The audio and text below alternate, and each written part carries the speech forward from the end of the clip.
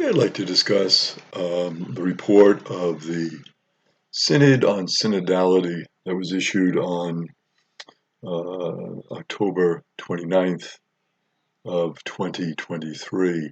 This was the conclusion of the first stage of the synodal process, and the report is divided into three sections. I just want to take us through those three sections. Basically, the purpose of the Synod was to foster paths of reconciliation, to bring people together in discussion and listening to really further the idea of healing in the church. It was ecumenical in nature. There were representatives from various faiths. There was a diversity of participants with the bishops. Former synods were pretty much just the bishops getting together, and the agendas were kind of formal. The synod very different. There were lay men and women, there were deacons, there were priests, and again representatives of other faith traditions, religious. So the idea was to get a wider spectrum of input and of views.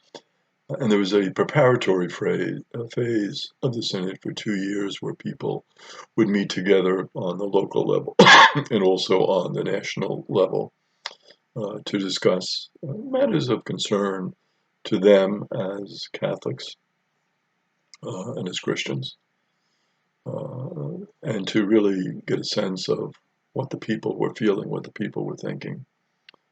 And the agenda really came forth from the people, so it was different in that respect. The concept was really to learn the style of synodality. Becoming a synodal church is a reach for most Catholics. It's something that we are not used to. It is something with very ancient roots. There were, in the early church, various synods, and synods continued throughout the history of the church. But recently, they have fallen into disuse. Second Vatican Council encouraged them as one of the fruits of the council. And it would be good to have these types of discussions and to really get a sense of what people were feeling in the church. But it is something that is difficult for most contemporary Catholics. It's something that we're not used to. This idea that as a Catholic you can have an input into your church, and that the church wants to hear from you about that input. That's something that is new, and it's very new for bishops. It was not particularly well received by the bishops in the United States. The vast majority of bishops did not really support it that much, gave it kind of lip service. Some bishops, though, did pick up on it and made a genuine commitment to it, so it varied depending on where you were located in the United States. But I would say the general feeling in the United States was that this was something that Pope Francis was doing. We'll kind of go along with it. We don't really believe in it. It is not our style of governance. We're used to kind of being the ones in charge, and the idea of gathering and listening to lay people and people from other faiths that didn't really strike much of a chord in, I would say, the majority of U.S. bishops, although there was a significant minority that did embrace it and love it and go with it. The process began on October 9th of 2021, and it was to be a listening process, first of all, on the diocesan level, then on the national level, and then on the level of the continent. The fruits of this consultation are what the Synod was about. Basically, the idea was to get contributions from all of the baptized. And Pope Francis made a particular point of reaching out to those that were on the margins, those that the church usually did not listen to and did not include. The problem, of course, is the difficulty of listening. Listening is not easy. Listening without giving a retort is very difficult for most people, particularly for bishops who are not used to that style. They're used to being the ones in charge, the ones who teach, the ones who give the decrees, and the fact of sitting there and listening, the feedback was that many of them found this very difficult and thought it was a waste of their time to spend so much time listening to other people. Part one of the summary, and the summary was quite extensive, quite impressive. Gives really a good picture of the church, where the church is at, and where the church has to move. There weren't tremendous amount of changes or conclusions. They kind of outlined areas where the church needs to continue to discuss and move and progress. So the face of the Synodal Church. The participants wanted a church that was more relational and less bureaucratic. So the main criticism of the church, of course, is that it is a bureaucracy. And what wanted to happen in the church was more based on relations. There's a lot of confusion about the Synod. What is it? Why is it? Do we really need it? Is it going to create more problems? There are a lot of criticisms of the Synod. The process was a process of, first of all, listening and dialogue, communal discernment, consensus building, decision-making in differentiated co-responsibility. So the decisions were the idea of, well, who is responsible for enacting this decision? So we speak of differentiated co-responsibility. It's not just that one person is responsible for all of this, but there are many people who are responsible and have tasks as a result of the Synod. So the listening, first of all, and then the dialogue, discussion back and forth. And then when there is an issue, how do we discern a way forward? We try to build consensus. Where consensus could not be built, then those issues were really for further study, because there was no consensus on this issue. And then there is decision making. Need, of course, to clarify the terms synodal and synodality. We're not familiar with those terms, so it's what does it really mean? Basically, it was to enlarge the number of people involved, to try to get everyone in the church involved. More active involvement of the deacons, presbyters, and bishops is needed. Not just a few bishops, not just certain cardinals, but more and more priests, more deacons, more lay people. To make it more intergenerational, so that the young and the old and those in between, all those voices were heard. And also more digital, use of the digital resources and the digital revolution, important to include that. Resources for this process. So if you want to do a little background reading on this process, there are two excellent resources from the International Theological Commission. They are Synodality in the Life and Mission of the Church, which they published in 2018, and then the Sensus Fidei in the Life of the Church, published in 2014. So those two documents would give you an excellent insight into what synodality is all about. There are canonical implications that have flown from the Synod, and there will be a special commission established to deal with them. The concept was that this group is gathered and sent by the Trinity. So we come together in the name of the Father, and of the Son, and of the Holy Spirit. Some of the convergences were the primacy of grace. The voice of the Holy Spirit can be heard. It is an unmistakable voice. And when one hears it, one knows this is the Spirit speaking. Very important is service to the poor. That is seen throughout this document. That is one of the key elements. Care for the common home, our ecological concerns, another major element in the document.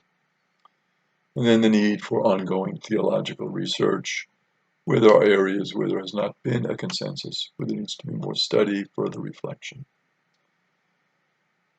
The idea was to overcome all reduction and dualism between reason and feeling. Many times those are put in antagonistic relationship. The idea was to bring reason and feeling together through dialogue. The local church needs to have trained people to facilitate ecclesial discernment. So there's a need for people that have been trained in this process so they can help people, lead people through it, because it certainly is not an easy process, and it certainly is not a process that most Catholics are familiar with. So we need people who are trained in how to do this. And the idea is that by going through the process, many people will get trained on how to become a synodal church. The sensus fidei is very important, and that is the intuitive grasp of what conforms to the truth of the faith. So the idea that this is part of the truth of the faith, and that comes forth from the faithful, and that is all of us in the church, laity, clergy, the whole church. And then the consensus fidelium is a consensus of the faithful. So you move from a sense of the faithful to then a consensus, and then you move forward based on that consensus. Again, you can see that this is a process that is time-consuming, that involves a lot of listening, a lot of dialogue. Koinonia, or communion, is crucial. There is unity, but there's also diversity. It is not a question of uniformity. The need, of course, to make liturgical language more accessible to the people, and also to give greater responsibility to the bishops' conferences. The idea of those on the local level having input and decision-making is very important. Concern for the poor, again crucial to the document, not just material assistance, but respect and recognition of the person. Very important distinction. It's not just about giving money, giving jobs, giving housing, giving education, giving healthcare. All of those, of course, are important. But even more important in the eyes of the Synod is the idea of respect for the person and recognition of the person.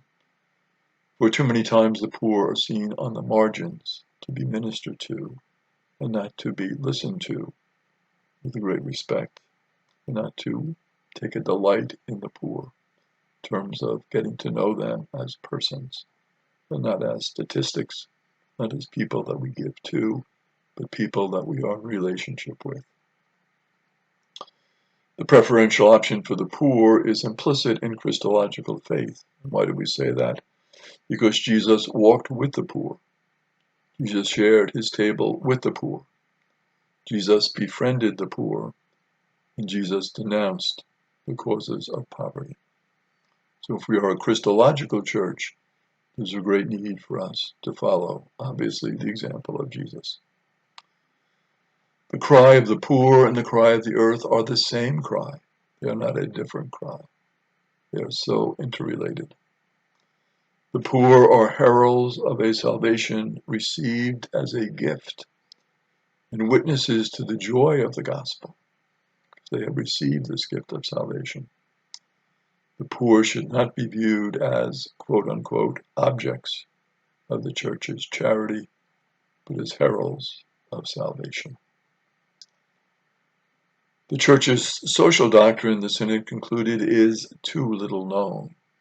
So there must be a greater effort to make that teaching of the church known. It comes as a surprise to many that there even is a social teaching of the church. But of course, if we read the Gospels, it should not be much of a surprise to us at all.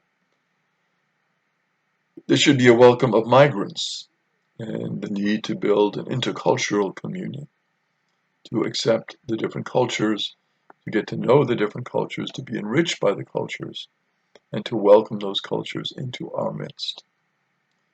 And that is the work of Jesus. It is the work of the church. The Spirit speaks through every religion, every conviction, and every culture.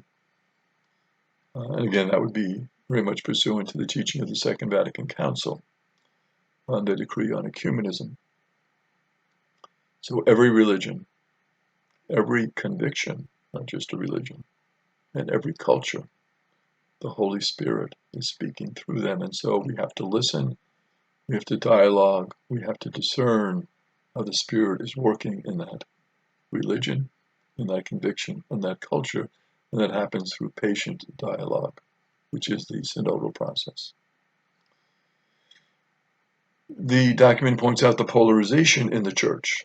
It says that it is there, it is recognizable, how to resolve it through dialogue, through the synodal process. One of the reasons why Pope Francis is certainly encouraging the synodal process is to work on this polarization in the church and have us sit down, discuss with one another, share with one another, to discern together, to pray together, to learn the viewpoint of the other. The importance of nonviolence is stressed. Too many times we see in our culture the resort to violence. So the synodal process said, no, we must encourage and follow the path of nonviolence. The importance also of decentralization. That was stressed many times in the document, that we have to gather more on the local level and have more authority on the local level, and not refer everything to Rome. Certain things, of course, we must, but others can be resolved on the local level. There must be a better knowledge of the Second Vatican Council and the teachings of the Council. The Synod found widespread ignorance of the teachings of the Council. Many would say the Council has not really happened yet, and the synodal process is one of the first fruits of the Council in many ways. We must eradicate the sin of racism with the help of those affected by it.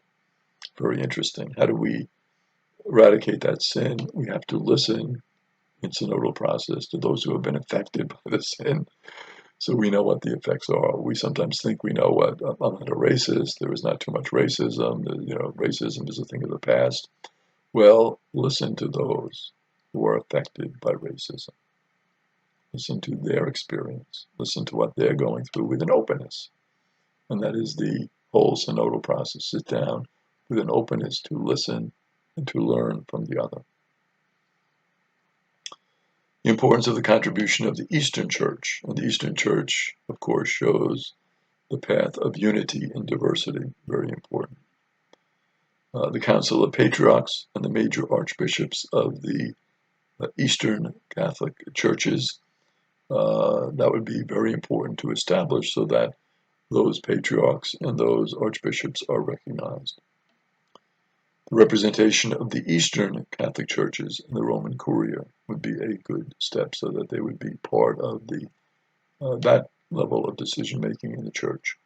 So to include them more in our process. The importance, of course, of an ecumenical approach, very significant. The relationship of synodality to primacy has to be fleshed out more. Well, how does this synodal process work in terms of the primacy of the Pope and the teaching of the bishops? This must be worked out, this must be fleshed out. And also the significant rise in non-denominational communities, many of which communities are populated with ex-Catholics. How do we dialogue with them?